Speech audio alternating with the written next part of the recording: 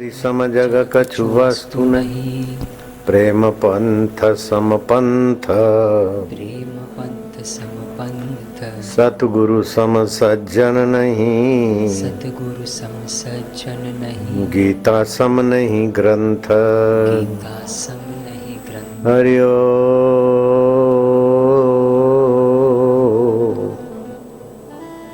हरि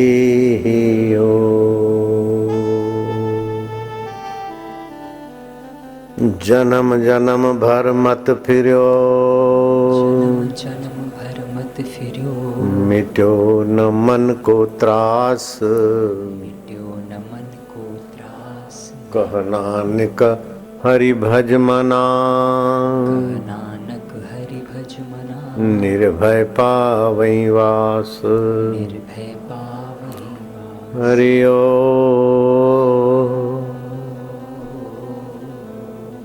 हरि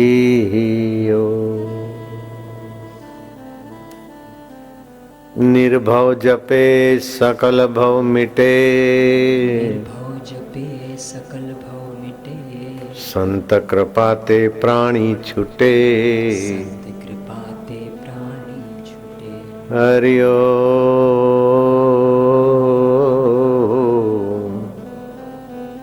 हरि नानक सतगुरु भेटिया, नानक सतगुरु भेटिया, मैल जन्म जन्म दे लथे, मैल जन्म जन्म दे लथे। औखी घड़ी न देखण देवई, औखी घड़ी न देखन देवई, सतगुरु अपना बिरद संभारे। सतगुरु अपना बिरद संभारे। हरि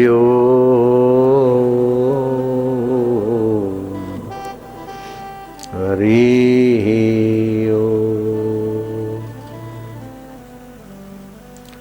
जन्म जन्म से ये जीव बेचारा भटकता आता है। अगले जन्म में क्या कमाया, क्या बनाया, रिश्ता नाता, मृत्यु का झटका लगा, सब छूट गया।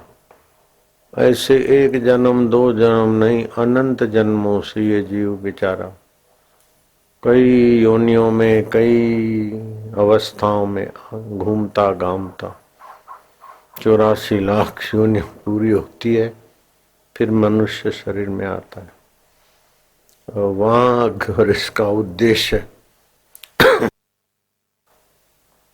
आत्मा परमात्मा को पाने का हो जाए तो ठीक है, नहीं तो फिर भटकना होता है।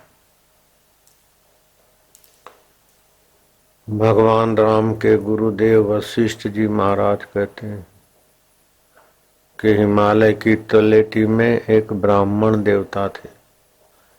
वो ब्राह्मण देवता अपनी पत्नी सहित वानप्रस्थ जीवन होने के पहले ही 50 साल के बाद 51-52 वानप्रस्थ होना चाहिए ईश्वर प्राप्ति के लिए।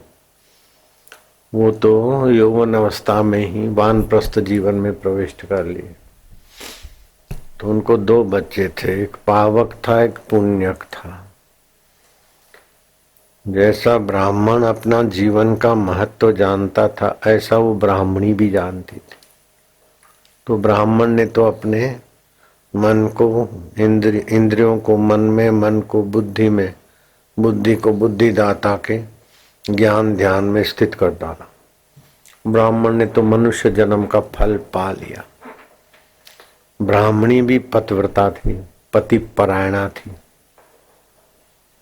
अपने पति के सिवाय जगत में बड़ा है तो पिता है, बराबरी का है तो भाई है, छोटा है तो बेटा है, पर पुरुष के प्रति पुरुष भाव नहीं, वो पतिव्रता में श्रेष्ठ। अब दोनों संवादी थे, ट्यूनिंग था दोनों का, तो दोनों की आध्यात्मिक उन्नति पूर्ण हो गई। और 2 पुत्र जो थे, उसमें बड़ा पुत्र माँ बाप के अनुगामी होकर उसने भी कुछ पा लिया था, लेकिन छोटा पुत्र आध्यात्मिकता में कुछ केयरलेस रहा। जब समय आया तो दीर्घ तपा ब्राह्मण ने देखा कि अब शरीर का आयुष्य पूरा हो रहा है, तो अपने मन इंद्रियों को मन में मन को, बुद्धि में बुद्धि को, चिदावली में चिदावली को, चैतन्य में स्थित करके ऊपर ब्रह्म परमात्मा के साथ एक तान हो गए और शरीर छोड़ दिया। पत्नी ने देखा कि पति ब्रह्म परमात्मा में विलय हुए, अब गर्भवास से पार हो गए। जिस सुख में ब्रह्मा जी है, विष्णु जी है, शिव जी है, उस सुख स्वरूप आत्मा में मेरे पति की स्थिति थी और उसी में हुई। तो पति परायणा पत्नी ने भी पति पद को, पति लोक को अथवा आत्म पद को पाने के लिए अनुसंधान किया और उसने भी शरीर छोड़ दिया। अब पिता भी गए, माता भी गए। तो बड़ा बेटा था, वो तो समझता था कि सबका शरीर जाने वाला ही है। बलिहारी उसकी है जो अपने आत्मा को पा लेता है, पहचान लेता है। नहीं तो फिर बड़ी बड़ी संपत्तियां भी हैं, किसी काम में नहीं रहती, कई जन्म जीव के होते हैं। तो बड़े बेटे ने पिताजी का माताजी का दोनों का अग्नि संस्कार विधि कर दिया। अब ध्यान से सुनना, और नहीं कर सके तो सूखी तुलसी घर में रखें। कभी भी किसी की मृत्यु हो जाए तो उसके आंखों पर, मुंह पर, शरीर पर, मृतक व्यक्ति के तुलसी की लकड़ी थोड़ी रख देवे और तुलसी की लकड़ियों का घास फूस मिलाकर अग्निदाह में आरंभ करे, मशाल जलाए। तो तुलसी की लकड़ी से जो अग्नि संस्कार हो गया तो कैसा भी जीव हो उसको नीच योनियों से रक्षा हो जाती, दुर्गति से रक्षा हो जाती। खैर ये तो महापुरुष थे, पिता के लिए जो कुछ अग्नि संस्कार की विधि ब्राह्मणों उचित कर लिया और चित्त में कोई दुख शोक नहीं रहा। जैसा रूटीन में होता है लेकिन उसका भाई, माँ, पिताजी तुम गए, मैया को भी ले गए, माँ को तो छोड़ा ही, रोए, माँ के लिए विलाप करे।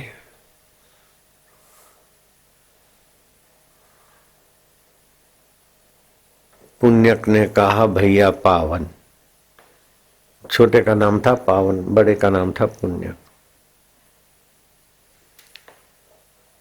किस माँ के लिए तू रोता है? इस शरीर की माँ के लिए रोता है? इस शरीर के पहले भी तेरी माँ थी, दशारण देश में तेरा जन्म हुआ था, कपिल वन में तू वानर था, वानरी तेरी माँ थी, वानर तेरा बाप था भाई। तुषार देश में तू राजपुत्र बना था, रानी तेरी माँ थी, राजा तेरा बाप का। पौंड्र देश में तू जंगली कौवा बना था और है देश में तू हाथी बना था। त्रिगर्त देश में तू गधा बना था और शाल्व देश में तू कुत्ता बना था। उस जिस देश जिसमें तू जो बना था उसमें उसके अनुरूप तेरी माताएं थी और तेरे पिता थे। वास्तविक में माता पिता तो तेरा अंतरात्मा था, उसको नहीं जाना और शरीर को मैं माना, और शरीर के माता पिता के लिए या शरीर के बाल बच्चों के लिए ये जीव भटक भटक के 84 लाख योनि में जा रहा है। शाल्व देश में तू कुत्ता बना था और फिर चीड़ के पेड़ में तू पक्षी बनकर रहा था। फिर विंध्याचल में तू पीपल का वृक्ष बना था और पीपल का वृक्ष समय पाकर गिरा टूटा। फिर तू वट वृक्ष में दीमक का कीड़ा बना था। मंदराचल में तू मुर्गा बना था और कुड़ू कू करता था। और कौशल देश में तू मुर्गा बना था लेकिन किसी ब्राह्मण के घर के नजीक रहता था। ब्राह्मण सत्पात्र कर्म और सेवा में, ईश्वर में नहीं। ब्राह्मण का दर्शन करते हुए तेरी मृत्यु हुई थी। तू ब्राह्मण के घर में जन्मा। कौशल देश में तू ब्राह्मण पुत्र बना था। बंग देश में, जिसको बंगाल बोलते, कलकत्ता नहीं, बंग देश में फिर तू तीतर बना। और तुषार देश में फिर तू घोड़ा बन गया था। और राजस्थान के अजमेर निकटवर्ती पुष्कर में तू ब्रह्मा के यज्ञ का पशु बना था। तेरे मेरे जन्मों को मैं जानता हूं। जब तक जन्म मरण से पार करने वाला सत्संग नहीं मिलता, अपने सत्य आत्मा का ज्ञान देने वाला गुरु नहीं मिलता, तब तक सोने की लंका बनाने वाला रावण भी वासना से और दुखों से मुक्त नहीं होता। लेकिन शबरी भीलन को सतगुरु का ज्ञान मिल गया और शबरी भीलन ने अपने अंतर्यामी परमात्मा देव में विश्रांति पाई, तो बाहर के राम भी आए, भीतर के राम से भी उसकी एकता थी। हे पावन,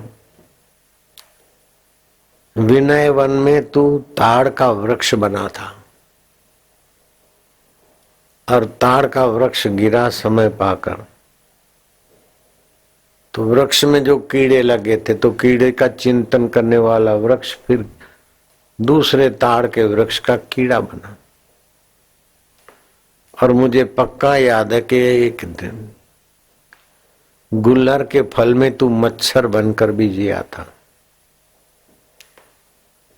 और मच्छर की दृष्टि बगुलों पे पड़ी और मच्छर जब मरा तो बगुला बना।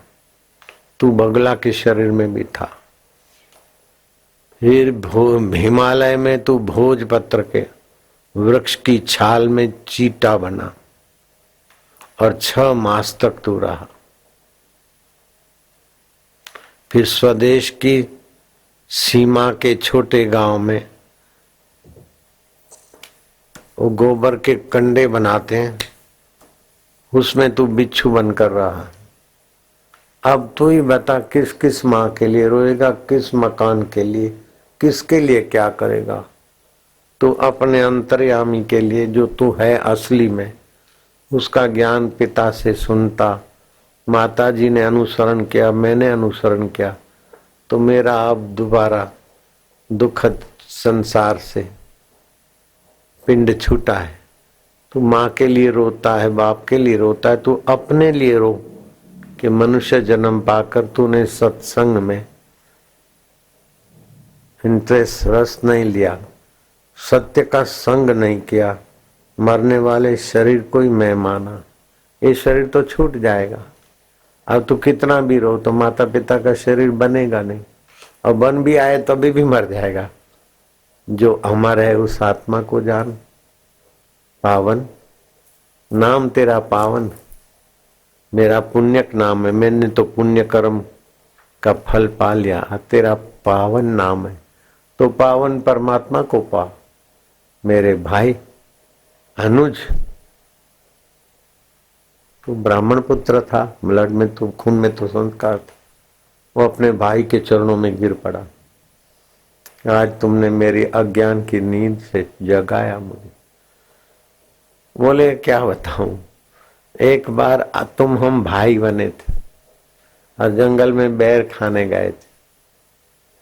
फिर किसी वृक्ष पे चढ़ा और तू गिरा और मर गया। ऐसा कोई जन्म नहीं जिसकी मृत्यु नहीं होती। ऐसा कोई संयोग नहीं जहां वियोग नहीं होता। ऐसा कोई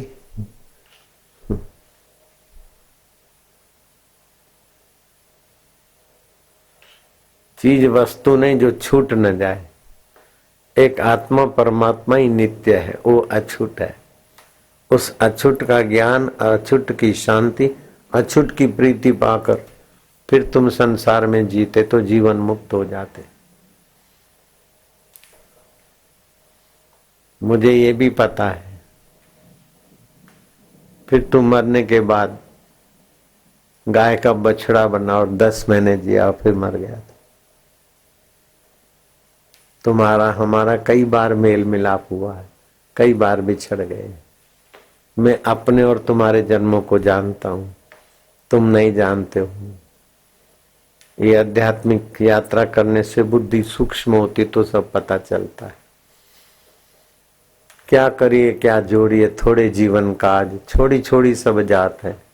आज तक जो इधर का जाना है, जो पाया है, और आज के बाद जो भी पाएंगे, मृत्यु के एक झटके में सब छूट जाएगा। इसीलिए जिससे पाया जाता उस आत्मा परमात्मा को पालो, उसका ज्ञान, उसका रस, उसका अनुभव कर लो, फिर जीवन धन्य हो जाएगा। शास्त्र बोलते हैं जो जिसका चिंतन करता है उसके गुण उसमें आ जाते हैं। भगवान का चिंतन करने से, सत्शास्त्र और महापुरुषों का वचनों का चिंतन करने से अंदर से छुपी हुई महान शक्तियां प्रकट होती। जैसे जमीन में गन्ना भी निकलता है वहीं से, उसी जमीन में से, और मिर्च भी निकलते हैं, इमली और नींबू भी निकल आते हैं। सबका अपना अपना जैसा बीज होता है, गुण धर्म, ऐसा धरती माता से मिल जाता है। ऐसे धरती माता को भी जो सत्ता देता है वो परमात्मा अंतर्यामी ईश्वर है। तुम जैसे जैसे कर्म करोगे उसी प्रकार की दिव्यता अथवा मध्यम अवस्था अथवा सामान्य अवस्था अथवा नीच अवस्था वाली सत्ता तुम्हारे आगे निकल आएगी। जैसे बिजली तो वही की वही है, लेकिन गीजर में जाएगी तो पानी उखलेगा, फ्रिज में जाएगी तो पानी बर्फ बनेगा, और जो जो यंत्र में जाएगी वैसा वैसा यंत्र का संस्कार से बिजली का सहयोग मिलता है। ऐसे परमात्मा तुम्हारे संस्कारों को सहयोग देते हैं। भगवान बोलते हैं न मैं द्वेष्टि न मैं प्रिय, मेरा कोई द्वेषी नहीं है, कोई प्रिय नहीं है, लेकिन जो मेरा भजन सुमरण करता है वो मुझ में और मैं उसमें होता हूँ, और जो जैसा सुमरण चिंतन करता है वो उस गति को पाता है। जैसे सूरज सबका, गंगा जी सबका है, ऐसे संत भी सभी के। कोई इस पार्टी का, कोई उस पार्टी का, तो एक सीमित नहीं, सब तुम्हारे, तुम सभी के फासले दिल से हटा। सभी पार्टी के लोग हमारे भक्त हैं, शिष्य हैं, सब अच्छा, सबका भला, सबका मंगल। हरि ओम विठ्ठला, विठ्ठल विठ्ठल विठ्ठला, पांडुरंगा विठ्ठला, गुरु माऊली विठ्ठला। हरि ओम विठ्ठला, विठ्ठल विठ्ठल विठ्ठला,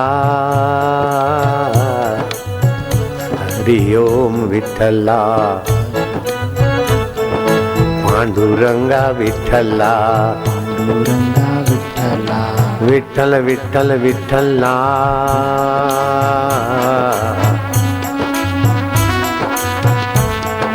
हरि ओम विठ्ठला, पांडुरंगा विठ्ठला, माझा विठ्ठल विठ्ठल विठ्ठल विठ्ठल विठ्ठल विठ्ठला, माझा विठ्ठल विठ्ठल विठ्ठल विठ्ठल विठ्ठल विठ्ठला, हरि ओम विठ्ठला, पांडुरंगा विठ्ठला, हरि ओम विठ्ठला, हरि ओम ओम ओम ओम ओम ओम ओम ओम ओम ओम, पांडुरंगा ओम ओम ओम, विठ्ठल माऊली ओम ओम, गुरु माऊली ओम ओम, हरि ओम ओम ओम ओम ओम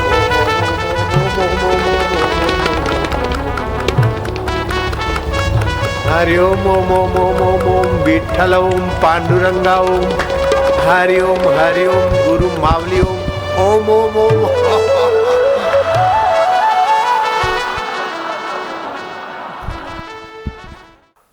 इंद्रायणी नदी के किनारे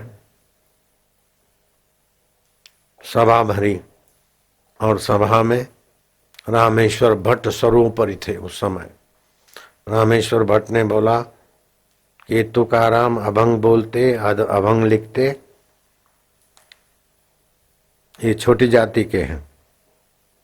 मेरा आदेश है कि इंद्रायणी नदी में सब अभंग फेंक दो और तुमको उपदेश करने का अधिकार नहीं। मैं रामेश्वर भट्ट और हमारे सब साथी बहुमति से ठहराव पास किया। तो बेचारे वो तुकाराम बाबा ने तो हस्तलिखित लिपियां इंद्रायणी नदी में डाल दी। उधर ही बैठ गए कि प्रभु मुझे भोजन नहीं मिले, पानी नहीं मिले तो चलेगा, लेकिन आपका भक्ति का रस नहीं मिलेगा तो मैं जीनार नहीं। माझा पांडुरंगा, हे विठल, हे पांडुरंग। ऐसे करते करते कभी तो पुकार करते करते शांत हो जाए, कभी नींद आए तो झटक खा ले, फिर उठे।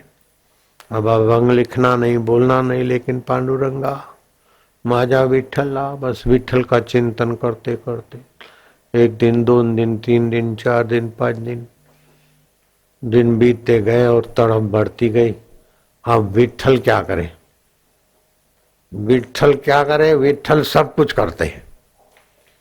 ओ बाल गोपाल के रूप में आए के बोले तुमको मेरे बिना अच्छा नहीं लगता है तो तुकाराम माला चंगला नहीं लागत तुमसे मदद किए बिना। लो इंद्रायणी नदी में जो फेंके थे न अभंग मैंने संभाल के रखे लो। तुकाराम देखते कि बालक, तो बालक है कि भगवान है? बोले भगवान भी हूँ, बालक भी हूँ, सब कुछ हूँ ना, तुम्हारा हूं ना मैं। वो स्तुति किया। अभंग देखते इंद्रायणी नदी में बह गए, अभंग और ले आए। कैसे काय है? कर्तुम शक्यम अकर्तुम शक्यम अन्यथा कर्तुम शक्यम। हे प्रभु सर्व समर्थाय नमः। अब उधर क्या हुआ, रामेश्वर भट्ट इंद्रायणी नदी में स्नान करने गया तो सब लोग इंद्रायणी में डुबकी मारते तो गर्मी निकल जाती है, पित्त निकल जाता है, ठंडा और आनंद आता है। स्नान से पुण्य प्रभाव, सात्विकता आती है, इसीलिए तो स्नान किया जाता। लेकिन वो रामेश्वर भट्ट जो गए जय गंगे, महाराष्ट्र में सभी नदी को गंगा बोलते, जय गंगे करके बाहर निकले तो मानो अग्निकुंड में से बाहर निकले। बढ़तो शरीर बढ़तो, डोळा जलते, हाथ जलते, माझ्या पाव जलते, मी काय करू काय नाही करू ले, दही घ्या, फलाना बर्फ जैसा कोई इलाज चांगला होत नाही। ओ ज्ञानेश्वर महाराज की समाधि पे गए, प्रार्थना क्या के महाराज ज्ञानदेव ने स्वप्न दिला के माझा कसूर नाही केले, माझा दोष नाही केलेत, तुमने तुकाराम तुकोबा आदर का वचन आहे, तुकोबाचा दोष केले, तिनाचे चरण घ्या, तिथेच फायदा होणार आहे। ऐसा प्रभात का स्वप्न आया और दौड़ते दौड़ते आए तुकाराम महाराज के पास। तो लोगों ने बताया कि इनको तो पांडुरंग लिपियां दे गए। और सुबह वहां ज्ञानेश्वर का स्वप्न आया और रामेश्वर भट्ट ब्राह्मण तो थे, सद्गुण तो होता ही है, ब्लड के संस्कार। तो महाराज मैंने आपको नहीं पहचाना, भक्त किसी भी जाति में भक्त तो भगवान का ही होता है। अरे तुकाराम बोलते हे ब्राह्मण देव क्षमा करा, ब्राह्मण देव बोलते तुकोबा क्षमा करा, तुकोबा बोलते ब्राह्मण देव क्षमा करा। दोनों मिले और हरिओम विठ्ठला, पांडुरंगा विठ्ठला, विठ्ठल विठ्ठल विठ्ठला, हरिओम विठ्ठला, पांडुरंगा विठ्ठला, विठ्ठल विठ्ठल विठ्ठला, हरिओम हरिओम हरिओम ओम ओम ओम ओम ओम ओम ओम ओम ओम, पांडुरंगा ओम ओम, विठ्ठल माऊली ओम ओम, गुरु माऊली ओम ओम ओम ओम ओम, आनंददाता ओम ओम ओम ओम, रामेश्वर भट्ट के विठ्ठल ओम ओम ओम, तुकोबा के विठ्ठल ओम ओम ओम ओम ओम, हरि ओम, प्रभु ओम, प्यारे ओम, पांडुरंगा ओम ओम ओम ओम।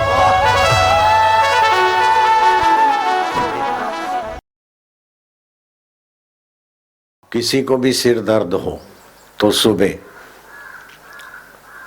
मंजन करते समय ये ब्रश करते हैं, अब पेस्ट वेस्ट लेते हैं आयुर्वेदिक को तो ठीक है, नहीं तो हड्डियों का पाउडर पड़ता है, जानवरों की हड्डियों का, ऐसा मैंने सुना है। तो आयुर्वेदिक पेस्ट ले तो ठीक है, नहीं तो फिर मंजन।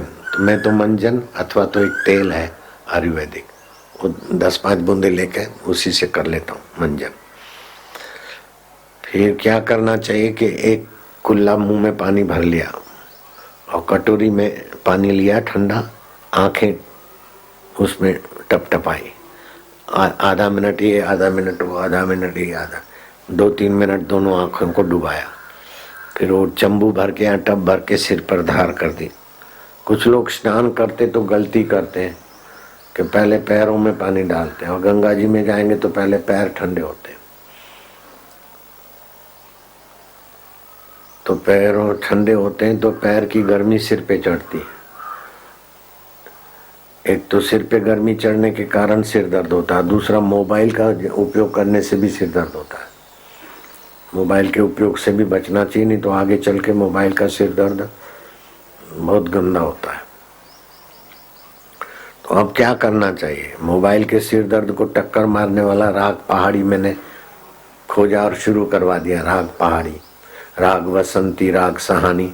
तो मोबाइल से होने वाले जो भी तकलीफें हैं, शुक्राणुओं की कमी, अनिद्रा, कान का दर्द, थकान, गहरी नींद का अभाव, आगे चल के 10-5 साल जो मोबाइल का उपयोग करता है फिर ऐसी बीमारियां पकड़ लेती है। तो उसका तोड़ है राग वसंती, राग सहानी, राग पहाड़ी, वो कराते रहते हैं हम। अब क्या है कि सिर दर्द किसी भी प्रकार का हो, चाहे मोबाइल से हो, चाहे पित्त से हो, किसी से, तो सुबह क्या करना चाहिए? एक चंबू पानी का अपने सिर पर धार कर दे तो सिर की गर्मी पैरों से निकल जाए। राम सुखदास जी को भी सिर की गर्मी की तकलीफ आखिरी दिनों में थी, और बहुत 108 वनस्पतियों का रस निकलवा के फिर लगाते थे। फिर भी जवानी में जो चढ़ गई गर्मी, उसको उतारने में बहुत समय लगता है। तो आज ये ताजा खबर है, बुलेटिन। सुबह सुबह मंजन करते समय एक चंबू पानी, ठंडे पानी से सिर को जरा ठंडा कर दिया तो सिर की गर्मी पैरों तले निकल जाए। सिद्धांत है, पैर गरम, पेट नरम, सिर ठंडा, आए डॉक्टर तो दिखा दो डंडा। पैर गरम पक्का कर लो, पेट नरम, पेट मुलायम होना चाहिए, सिर ठंडा, आए डॉक्टर तो दिखा दो डंडा। बोले तुम ऐसे हो ऐसे हो, हवा खाओ। डॉक्टर को चेकअप कराओगे तो कभी कुछ कभी कुछ कभी कुछ निकलेगा। ब्लड में कोलेस्ट्रॉल है, अथवा शुगर है, अथवा फलाना है, अथवा ढींगा। कभी भी किसी भी लेबोरेटरी पे आप ब्लड टेस्ट करने को भेजो, कुछ न कुछ 19-20 दिखा देंगे। ऐसे ही ज्योतिषी के पास जाओ तो कभी कोई ग्रह, कभी कोई ग्रह, कभी कोई ग्रह गड़बड़ दिखेगा ही। अथवा तो ये नंग वाले के पास जाओ तो आपको तो शुक्र है, ये नंग पहनना चाहिए, आपको पन्ना पहनना चाहिए। अरे चैतन्य मनुष्य है, पत्थरों से क्या मदद लेना चाहता है? जड़ चीजों से क्या मदद लेना चाहता है? फलाना पीर है, ढींगना पीर है, खोदा तो गधा मिला, बोले बड़ा पीर है, लेकिन खुदवाया तो गधे की लाश मिली। नसरुद्दीन का गधा मर गया था, फिर बड़ा पीर करके चल पड़ा धंधा, बड़ी इमारत बनी थी। मैंने विस्तार से कही। तो ये आप खुद चैतन्य हो, मुर्दों से भीख मांग मांग के कब तक? भविष्य की कल्पना में कब तक? भूतकाल की कल्पनाओं में कब तक? वर्तमान में जीवन जीने की कला जान लो। तुमको भगवान भी नहीं मार सकते, और शरीर को तो भगवान भी नहीं रखते। शरीर तो पंचभौतिक है, बदलेगा, उसके नियम जान लो, उसको स्वस्थ रखो, और तुम मर जाओगे ये भय को निकाल दो। मरने के बाद भी तुम रहते हो, तो तुम अमर आत्मा हो, चैतन्य हो। तो इस प्रकार का चिंतन भी तुम्हारी बीमारियों को और दुखों को भगाने में मदद करेगा। जरा सा बीमारी हुई, जरा सा समस्या आई, नेगेटिव चिंतन में हार्ट अटैक हो गया, चल पड़े। कोई जरूरत ही नहीं है भय की। भय चिंता मनुष्य को खा बैठी है। मैं सच बोलता हूँ, भगवान से पूछ लेना, भगवान भी आपको मिटा नहीं सकते, मार नहीं सकते, क्योंकि भगवान सर्वव्यापक है। महाकाश घड़े को तो तोड़ सकता है, लेकिन घड़े के आकाश को महाकाश नहीं मिटा सकता है। समुद्र तरंग को तो तोड़ सकता है, लेकिन समुद्र पानी को नहीं मिटा सकता है। ऐसे ही देवता या भगवान या कोई भी व्यक्ति आपके शरीर को जो मिटने वाला है उसको मिटा सकते, आपको कोई मिटा नहीं सकता। अभी आप जिस धरती पे बैठे हैं 200 से भी ज्यादा राष्ट्र है, लेकिन वो पृथ्वी पर ही है। और पृथ्वी पर 200 से भी ज्यादा राष्ट्र है, लेकिन ये जो सूरज देख रहा है पृथ्वी से 13 लाख गुना बड़ा है हमारा सूरज। लेकिन आकाश गंगा में 4 अरब सूरज है, उसमें से सबसे छोटा सूरज हमको दिखता है। समय की धारा में 4 अरब सूरज, 400 करोड़ सूरज जो है आकाश गंगा में, जिसको शास्त्र ने तप लोक कहा है। आग ही आग है, ऐसा भी एक लोक है। 14 लोक है ना, भूर लोक, भूवर लोक, जनलोक, तप लोक, महद लोक, अतल, वितल, तलातल, रसातल, पाताल आदि आदि। तो इन सब का सार है प्रकृति, और प्रकृति की गहराई में सार है परमात्मा, और वही परमात्मा हमारा आत्मा बन के बैठा है। अगर हम जान ले तो सारे ब्रह्मांड के साथ जो परमात्मा की एकता है हमारी एकता हो जाती है। और बीच में आता है अहम। अहम कोई भय रहता है, अहम कोई प्रलोभन रहते हैं, अहम कोई दुख होता है। जब भी दुख हो तो समझ लेना अहम को दुख हुआ है। दुख नहीं था तब भी हम है, और दुख है तभी भी हम है। तो ये अहम को दुख आता जाता है। तो अहम से आपका संबंध काल्पनिक है। मैं दुखी हूँ, दुख बढ़ेगा। मैं फलाना हूँ, मैं ब्राह्मण हूँ, मैं फलाना हूँ। अहम में जो भी घुस जाता है वो पक्का हो जाता है। मैं फलाने की कन्या हूँ, और फेरे फिरे। हाँ, पूछा कि तुम्हारा घर है? बोले नहीं, ये तो मेरे मायके का है, मेरा घर उधर है। कन्या थी तो माँ बाप का घर अपना घर मानती थी। फेरे फिर लिए तो अहम ने स्वीकृति दे दी कि मैं मिनिस्टर हूँ, ये भी अहम में है। मेरी हार हो गई, मेरी जीत हो गई, मेरी पार्टी, ये भी अहम में है। तो अहम जिससे फुरता है वो है चैतन्य आत्मा। जैसे पानी के बिना तरंग नहीं है, महाकाश के बिना घड़े का आकाश नहीं है, ऐसी आत्मा के बिना अहम भी नहीं है। आत्मा से ही पूरित होता है। तो हम अहम में उलझ जाते हैं। अगर आत्मा में चले आए तो आत्मा परमात्मा का साक्षात्कार हो जाए। इसलिए मंदिर के देवता हम ही बनाते हैं, और फिर हमको ही दंडवत करना होता है, क्योंकि अहम मिटाने की थोड़ी रीत। मंदिर का कोई भी देवता है तो हम ही लोगों ने बनाया, मनुष्यों ने, और फिर हम ही लोग वहां प्रणाम करते हैं। ये अहम मिटाने की व्यवस्था है। लेकिन अहम स्थूल नहीं है, सूक्ष्म सूक्ष्मतम है। मेरे में अहम नहीं है, ये भी अहम। बड़ा विचित्र है। तो हिरण्यकश्यपु ने 60,000 वर्ष तपस्या की और सोने की हिरणपुर बना दी। रावण ने 60,000 वर्ष तपस्या की, सोने की लंका बना ली, लेकिन अहम को ईश्वर में नहीं मिला पाए। शबरी को सदगुरु मिल गए, अहम को ईश्वर में मिला दिया। तो श्री राम जी शबरी के झूठे बैर खाते और रावण को तीरों का निशाना बना देते। अहम इतना खतरनाक है, सोने की लंका बनाने के बाद भी निर्दुख नहीं होने देता है। नेता बोलते हैं ये कर देंगे, वो कर देंगे। ठीक है, चुनाव के लिए पब्लिक को भले पटाने के लिए कुछ भी बोल दो, लेकिन तुम सोने की हरिद्वार नहीं बना सकते, सोने की गुजरात, सोने का महाराष्ट्र नहीं बना सकते। और सोने की लंका और कोई छोटी मोटी नहीं थी, गुजरात से लंबी चौड़ी थी लंका, 84 कोसों में थी लंका। अब सोने की लंका वाला भी अपनी प्रजा को और अपने को निर्दुख नहीं कर सका, लेकिन शबरी भीलन मतंग गुरु की कृपा मिली तो निर्दुख। मीरा को रहीदास गुरु की कृपा मिली निर्दुख। राजा जनक को अष्टावक्र गुरु की कृपा मिली निर्दुख। निर्दुख क्या है कि मौत भी आ जाए तभी भी दुख न हो। मौत हमारी हो ही नहीं सकती। मौत जब भी होगी तो मरने वाले शरीर की होगी। हमारी मौत भगवान भी नहीं कर सकते। ब्रह्मा विष्णु महेश और सारे देवता मिलकर भी हमको नहीं मिटा सकते। ध्यान से सुनना है, खास बात है। तो ये जो सूरज है पृथ्वी से 13 लाख गुना बड़ा है। हम यहाँ बैठे हैं तो सूरज हमको थाली जैसा दिखता है, क्योंकि दूरी है। कितनी दूरी है कि सूरज की किरण चलती है तो 1 सेकंड में 1,86,000 माइल की गति से सूरज की किरण दौड़ती है, 8 मिनट में पहुंचती है। गणित लग सकता है कितने करोड़ माइल दूर है सूरज। अगर हम सूरज पर खड़े होकर पृथ्वी देखें तो एक बिंदी दिखेगी, ठीक है ना।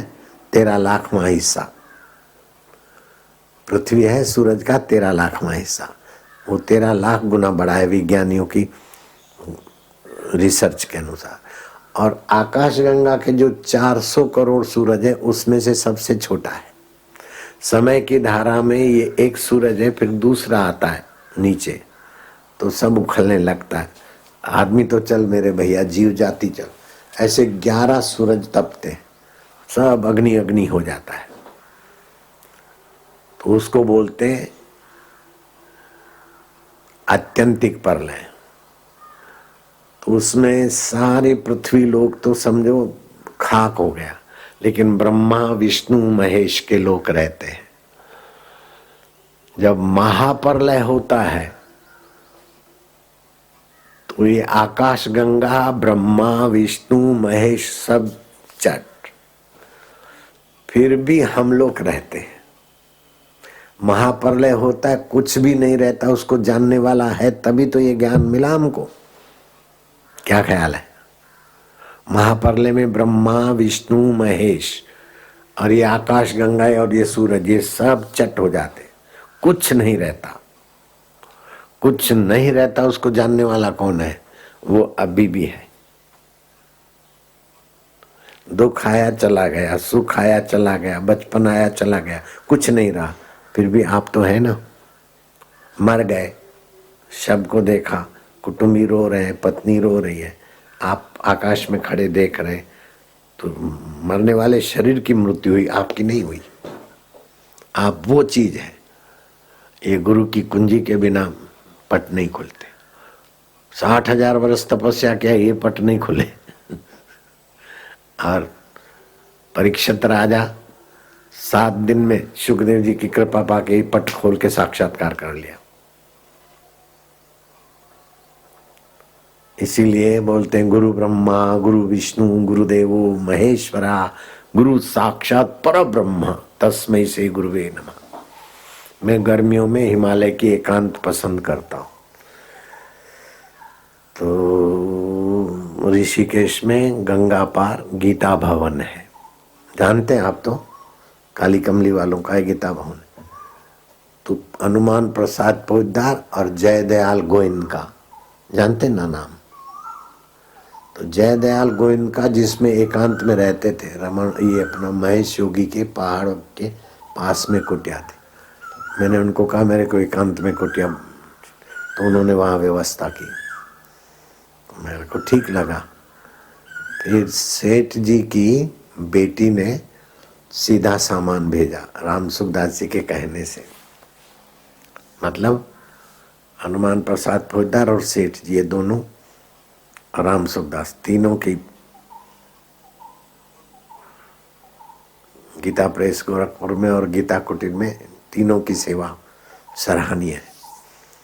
तो सीधा लेके आया आदमी गीता कुटीर से और गीता भवन से आटा दाल चावल घी ये वो दही।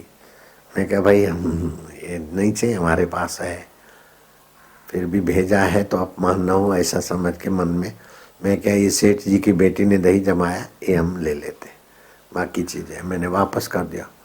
वो राम सुखदास जी ने बोला आपने सब सामान वापस कर दिया। मैं क्या महाराज जी दही रखा हमने। बोले वो सीधा भेजा था क्यों नहीं लिया। मैं क्या सीधा तो हमारे पास है और वैसे भी तीर्थों में दान का माल नहीं लेना चाहिए। उनको तो इतना नहीं बोला, सीधा तो हमारे पास है। तो राम सुखदास जी हंसे, बोले आपके पास नहीं है इसलिए थोड़ी भेजा था, नहीं है वाले तो भीख मांगे बहुत बैठे नहीं है वाले हमारे पास नहीं है, दो दो तो बहुत मांग रहे, उनको नहीं भेजा था, आपको भेजा कि हमारा लग जाए कितनी ऊंची नजरिया है। बड़े संत थे, अपने आश्रम में भी आए थे राम सुखदास जी। और मैं भी जब हरिद्वार आता तो ऋषिकेश उनके पास आता जाता था। बड़े नम्र, बड़े सज्जन। तो उन्होंने अपना विल बना दिया था कि अगर मेरा शरीर कहीं गंगा किनारे नहीं छूटता और कहीं भी शरीर मेरा शांत हो जाए तो मेरी चिता वहीं लगाना जहां गायों का आना जाना होता है। गऊ धूली हो वहां अग्नि संस्कार करने से सदगति सुनिश्चित। तुलसी की लकड़ी से अग्नि संस्कार करने से दुर्गति से रक्षा। तुलसी की माला गले में हो अकाल मृत्यु नहीं, और तुलसी की माला हो और उस माला सहित अग्नि संस्कार हो जाए दुर्गति से रक्षा। इस माला का भी बड़ा महत्व है। जिस माला पे जप करते और तुलसी की है तो जो भी सत्कर्म करोगे 1000 गुना फल हो जाएगा। कबीरा मन निर्मल भयो जैसे गंगा नीर, पीछे पीछे हरि फिरे कहत कबीर कबीर। ऐसी योग्यता मनुष्य में है। मनुष्य भगवान का बाप बन सकता है, भगवान का गुरु बन सकता है, ऐसी योग्यता छुपी है। वसुदेव दशरथ भगवान के बाप बने कि नहीं बने? भाई बाप बने। वसुदेव, देवकी, नंद, यशोदा, दशरथ, कौशल्या, अत्रि, अनुष्या और भी कई। तो ऐसी सारी योग्यता वाला मनुष्य पान मसाला खाए, झूठ कपट करे, हमको सजाए, मैं करोड़पति, मैं फलाना। अरे मैं को तो बस मैं के मूल में जा तो ईश्वर मिलेंगे, मैं में उलझा तो मुसीबत मिलेगी। तरंग के मूल में जा तो समुद्र मिलेगा। तरंग को मैं माना और बुलबुले को मैं माना तो मुसीबत है। मेरे को 60 साल की उम्र में चश्मा आ गया था, फिर नेत्र बिंदु है वो डाला, चश्मा चला गया। अब 72 साल 74 साल का बापू बिना चश्मे और बेटे चश्मे वाले, शर्म की बात है। ये नेत्र बिंदु डालते हैं। और दूसरा मैंने खाया था त्रिफला रसायन, 40 दिन 2 बार किया था। 40 दिन में ही फायदा हो गया था। 80 दिन का कोर्स कर दिया मैंने। अब बिना चश्मे के सब पढ़ लेता हूँ, अखबार ये वो छोटे मोटे अक्षर। 74 साल की उम्र है, चश्मा छोड़ दिया। अब तुम चश्मा लगाते हो, शर्म आनी चाहिए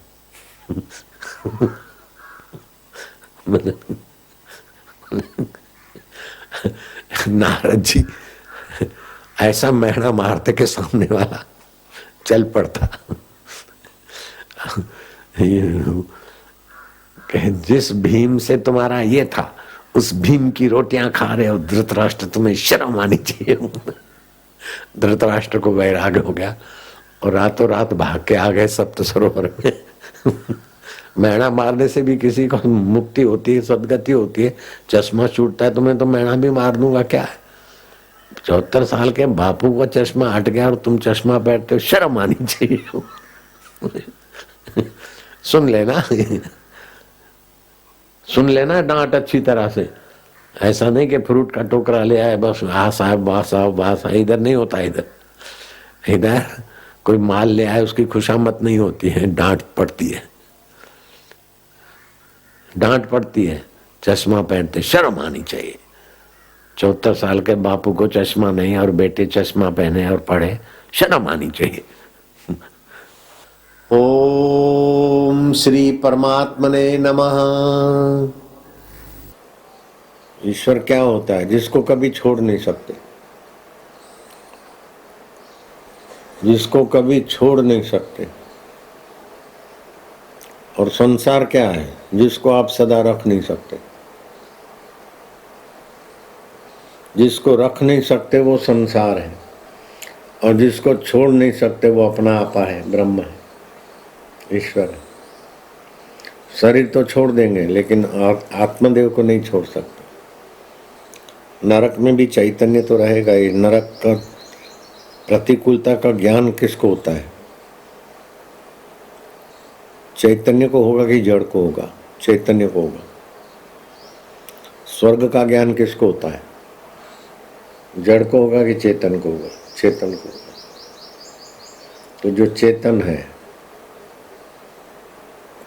है विमल है अर्थात निर्मल है और सहज सुख राशि है। तुलसीदास ने कहा चेतन विमल सहज सुख राशि, सो माया बश भयो गोसाई। तो ईश्वर अंश जीव अविनाशी, चेतन विमल सहज सुख राशि। वो चेतन है, विमल है, उसमें मल नहीं है। राग द्वेष काम क्रोध ये सब मन में है, शरीर में है, आत्मा में नहीं है। ईश्वर अंश जीव अविनाशी, चेतन विमल सहज सुख राशि, सो माया वश भयो गोसाई, बंध्यो जीव मरकट की नाई। जैसे बंदर सकड़े मुंह के बर्तन में चीज वस्तु डालते हैं, जमीन में गाड़ देते हैं।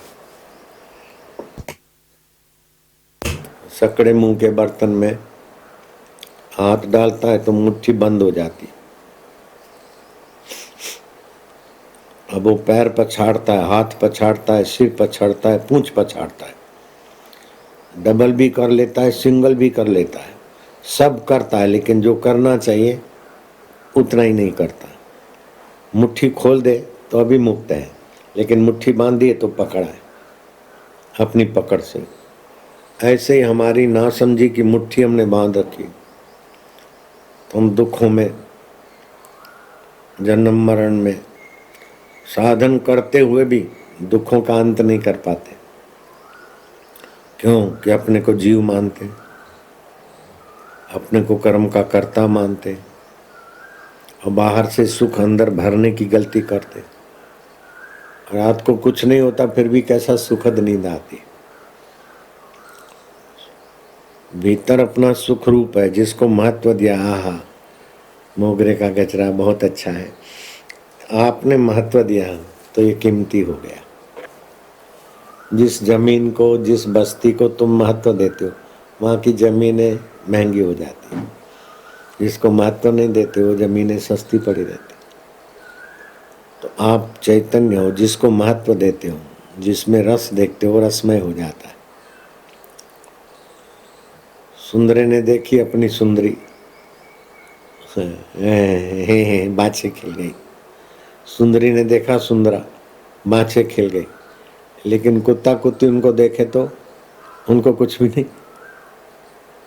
और कुत्ता अपनी कुत्ती को सुंदरी मानेगा, कुत्ते अपने कुत्ते को सुंदरा मानेगी, तो अपनी मान्यता से ही वे सुंदर लगते ना, सुख के साधन लगते हैं। वास्तव में आप अपना चैतन्य का सुख उधर उड़ेलते। जैसे कुत्ता हड्डी लेके चबाता है, तो हड्डी में तो कुछ रस नहीं है, वो हड्डी चबाते चबाते उसके मसूड़ों का, हड्डी की ठोकर लगती है मसूड़ों को, मसूड़ों से रस निकलता है, खून। कुत्ता समझता है कि इसमें से आ रहा है।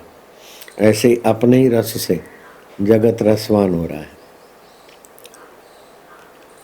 जैसे शराबी कबाबी जुआरी को जुआ शराब कबाब मिले तो उसको रस आ रहा है, क्योंकि उसने उसको महत्व दिया। अमलानंद के आगे ये चीज लाके रखो तो भला भग, ये क्या क्या, ये चीज साधु के आगे रखते, चलो हट, जिधर रखी आसन को भी फेंक देंगे।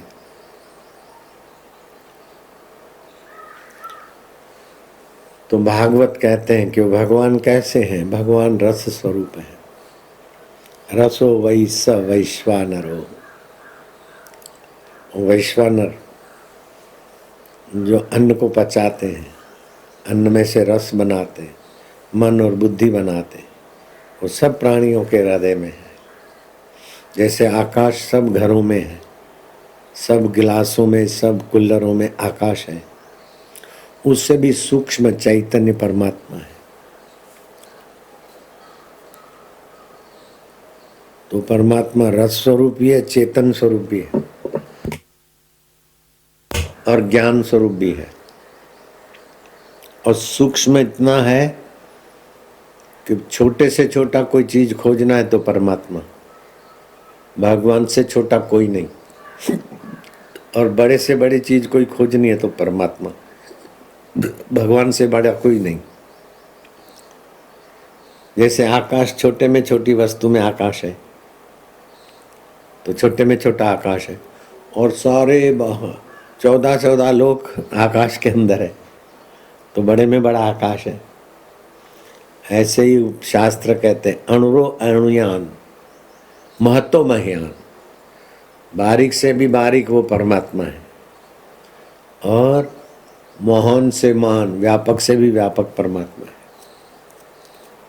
वही अपना आत्मा है, वही, वहीं से मैं फुरता है।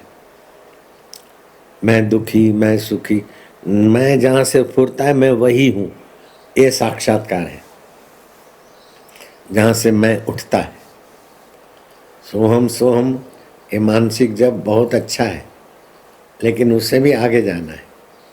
ये प्राण जपते, मन जपता है, उसको जानने वाला मैं, उसका भी उद्गम स्थान, अधिष्ठान, जप का भी अधिष्ठान, तप का भी अधिष्ठान। तो कर्म 3 प्रकार के होते हैं, कर्म, अकर्म, विकर्म।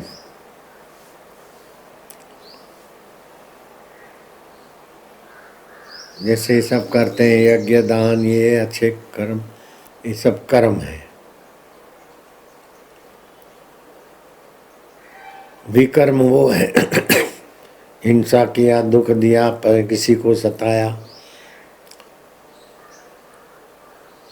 विपरीत कर्म, पाप कर्म, विकर्म है। तो कर्म भी बांधते हैं, विकर्म नीचता में ले जाते हैं, गंदी जगह बांधते, कर्म ठीक ठाक जगह बांधते। लेकिन अकर्म, कर्म तो करे लेकिन फल की इच्छा न रखे, जब तो करे फल की इच्छा न रखे, परोपकार करे फल की इच्छा न रखे।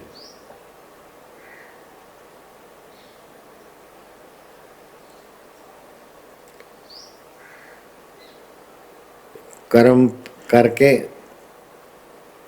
छोड़ देते अपन। कर्म का आरंभ भी होता है, अंत भी होता है, कर्म का आदि भी होता है, अंत भी होता है। तो ऐसे कर्म के फल का भी आदि अंत होता है।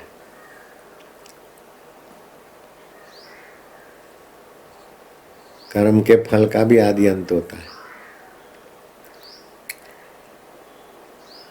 तो कर्म फल भोगने वाले शरीर का भी आदि अंत होता है, लेकिन आत्मा परमात्मा का आदि अंत नहीं है। परमात्मा अनादि है और अनंत है, अंत नहीं है। और वही परमात्मा अपना आत्मा है, वास्तव में वही अपन है। कर्म भी करते हैं और छोड़ते हैं, कर्म का फल भी भोगते हैं और छोड़ते हैं, लेकिन अपने आप को हम छोड़ सकते क्या? हमने पाप कर्म किए और नरक घूम के आए, हमने पुण्य कर्म किए, स्वर्ग घूम के आए, हमने मिश्रित कर्म किए तो मनुष्य लोक में सुख दुख के थपेड़े खा रहे, लेकिन हम अपने आप को छोड़ सकते हैं क्या? जिसको आप कभी नहीं छोड़ सकते वो परमेश्वर आत्मदेव है, वही मैं हूं। 60,000 वर्ष तपस्या से जो नहीं मिला वो इस ज्ञान से मिल जाएगा। सोने की लंका बनाने के बाद भी जो सुख नहीं मिला वो इससे मिल जाएगा। ऐसी ऊंची आत्मविद्या है। इसी विद्या को सब विद्याओं की राजा बोलते हैं। गीता में भगवान ने कहा राज विद्या राजगुह्यम पवित्रम इदम उत्तमम।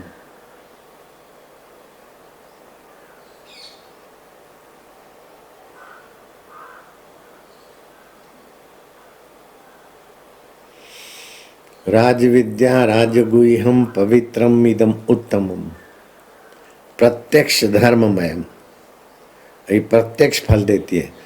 अभी यज्ञ करो तो धुआं चाटो, मिलेगा स्वर्ग तब मिलेगा। अभी दान करो, लेकिन जब उसका 10वां होके मिलेगा अथवा जो फल मिलेगा तब मिलेगा। लेकिन ये ब्रह्म ज्ञान की विद्या का प्रत्यक्ष फल है और सुगम भी है। यज्ञ में तो चीज वस्तु जुटाओ, रुपया पैसा चाहिए, इसमें तो खाली गुरु बोल रहे हैं और तुम उस बात को स्वीकार करो, पकड़ लो बस। और कृष्ण गुरु बोल रहे हैं और अर्जुन ने पकड़ लिया, अर्जुन का दुख बचा नहीं, सुख मिटा नहीं। राम जी और सीता जी बोलते हैं और हनुमान ने पकड़ लिया, हनुमान जी हो गए ब्रह्मवेता। अष्टावक्र बोलते हैं और जनक ने पकड़ लिया, हो गए जनक राजा पार। ऐसे ही तोतापुरी गुरु ने बोला और गदाधर पुजारी ने पकड़ लिया, बन गए रामकृष्ण परमहंस। लीलाशाह जी ने बोला, आसुमल ने पकड़ लिया, बन गए आशाराम बापू तुम्हारे सामने। खाली गुरु की बात को पकड़ लो बस। पकड़ में नहीं आती नहीं बैठती तो उसके उपाय है, बिठा दो बस। ऐसी ऊंची विद्या है राज विद्या राजगुह्यम। वो पेट भरना और 2-4 बच्चे करने तक की बुद्धि नहीं दिया है, वो तो मच्छर को भी है। मच्छर भी बच्चे पैदा कर लेता है, पेट भर लेता है। अपना घर मकान अपना अपना, मच्छर का भी फार्म हाउस होता होगा, बढ़िया जगह को फार्म हाउस मानते होंगे।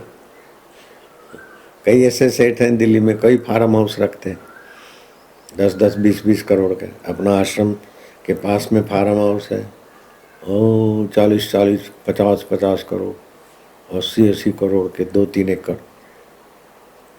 अपने आश्रम के नजीक में कई फार्म हाउस है, शिव मूर्ति के पीछे महंगे में महंगे हैं उधर। मेरे तो 4 फार्म हाउस हैं, 250 करोड़ के हैं, मेरे तो 700 करोड़ के हैं। तू सोने की लंका जैसा तो नहीं है ना, सोने की लंका वाला भी रो के गया। मेरी 2 फैक्ट्रियां हैं, मेरे 10 कोठियां हैं, मेरे 10 आश्रम हैं। ये सब छोटी चीजें हैं। मैं कौन हूं उसको जान लो। देखा अपने आप को मेरा दिल दीवाना हो गया, ना छेड़ो मुझे यारो, मैं खुद पे मस्ताना हो गया।